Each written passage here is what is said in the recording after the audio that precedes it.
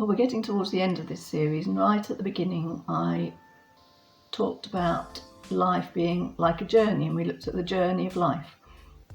And so I'm just going to go back over some of that again and think about the different aspects of this journey. So we looked at the fact that you're in the journey of life, your body is actually like your car. Now, everybody's got different ideas about what makes a good car. Some people desperately want it to look amazing and to go really fast and to be impressive. Other people have an ancient car that they know is reliable and they love and they've had and they're familiar with, and that's how they like to carry on with their car. Everybody has a different view of that. But the one thing that is for certain is that that car needs looking after. It's no good neglecting it and expecting it to behave as you want to when you want to go on a journey. Your car, just like your body, needs to be kept in good health. It needs servicing and MOTing and generally looking after well. And your body is exactly the same. If you give your body the care and attention that it needs, then it's going to do well for you. And just like a car needs good fuel, so your body needs good food. You are what you put into your body. It will run and work and look after itself so much better if you're giving it the fuel that it needs, which in our case is your food that you put into it each day. And the other thing with a car is that it needs to be used. So that's where we looked at exercise for your body. Just like a car, if it sits in the garage, as lots of cars have been doing quite a bit of the time this last year, it's not good for it. It's not designed to sit there doing nothing. It's designed to be out and about, going on journeys and just being used for the purpose that it was designed for. So your mind could be thought of as the journey. As I said, it's rather pointless having a car sitting in the garage if it doesn't go on a journey at all. But when it is on a journey, actually the looks become slightly less important and the way it behaves becomes more important. So as with your body, it's not just what you look like, but it's how strong and reliable and healthy your body is in order to do the journey that you want to do. So if the journey is like your life, what kind of journey do you want? Do you like a journey that is safe and comfortable and predictable and you know what's going to happen on it? Or do you like an adventurous, exciting journey where you don't know what's going to happen, you don't know where you're going to go, and the whole world is going to open up? Do you like your own company and to do a journey on your own? Or do you like good company and someone along on the journey with you?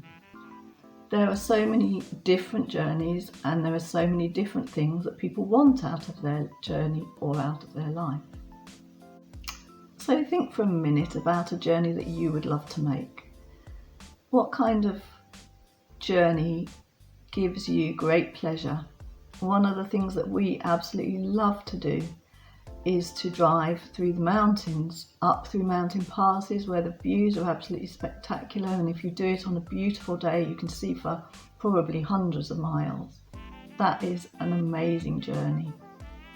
Or maybe you like driving along the coast and seeing the sea, and again the sea on a beautiful calm day is absolutely gorgeous, but the sea on a rough day is wild and exciting and beautiful, and maybe that's the kind of journey that you like to drive. Or maybe you like to drive through a beautiful city or a beautiful town and see the amazing buildings and architecture and things like that. There are so many different journeys that you can do just for the enjoyment of it, and it is a big joy to do that. So a journey can be enjoyable just for the sake of it. You can just go out for a drive just because it's a lovely thing to do and see the things that you want to see. But eventually even though the journey is beautiful and the scenery is amazing and the company may be very good as well, eventually it does become slightly pointless if you don't know where you're going. So in the end, the destination is important, otherwise you just feel like you're going round and round in circles, and although it's enjoyable, it feels slightly pointless. And in order to reach a destination, normally you need directions. In a car, it's in the form of a map or your sat nav or whatever it is that you use to tell you how to go, where you want to get to. And you need a plan for how to get there. So having a purpose or a goal in your life is like setting your destination. If you did the exercise in the last session, I really hope that gave you something to focus on, something to work towards, and a real purpose in something that you think you would like to achieve. And living with purpose means that you can create the life that you want. Life isn't just jogging along without you thinking about where you want to be and what you want to be doing. And living with purpose means that you will have a life of meaning and significance.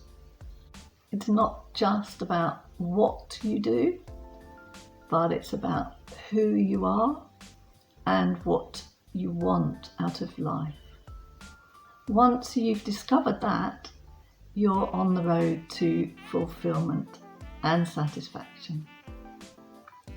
Life is for living, life is for enjoying. We're always going to have ups and downs, but grab it with both hands, and I would just love to hear how you're doing and how you're getting on with this. And there is just one more thing I wanted to say, and that is that we've talked about goals and vision and having a purpose for your life.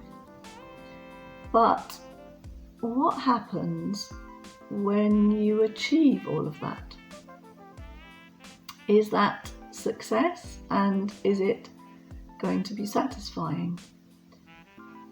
Some people have striven after things that they really believe that they want out of life.